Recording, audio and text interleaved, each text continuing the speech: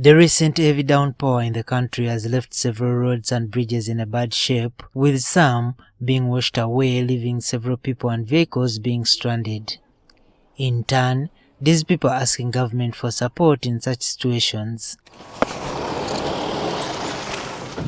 Today, the Minister for Works and Transport, General Katumba Wamala, says most of what is swept away are not bridges, but culvert connections which they are ready to repair as soon as they get the reports of the damage. Like what you see in Rera, those are culvert connections. Those are not bridges. Now, what has been greatly affected are those culvert connections, because the culverts have been overwhelmed by the volume of water. As it comes, we may not have the money to go everywhere at the same time, but we are addressing those situations once we get a report of any of the breakdowns. The minister says districts have the capacity to deal with such roads which are in a sorry state. Because every district was given an unit, an equipment unit, so that they can be able to address those small challenges which happen on their roads. And every quarter we send them money.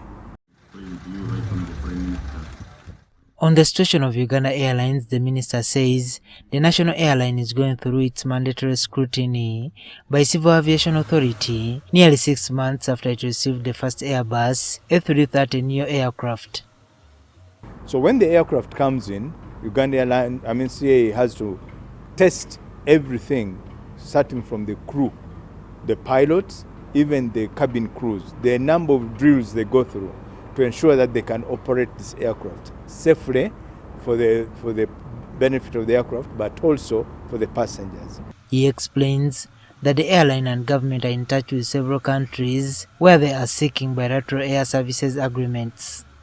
We had already made all these requests, but it takes time to get what we call the BASAs, bilateral air service agreements. It takes some time. We have already put in a request for South Africa, for London, for China, and for Dubai. Katumba adds that once these agreements are in place, Uganda Airlines will be able to start business at these airports. Juma Kidia, NTV.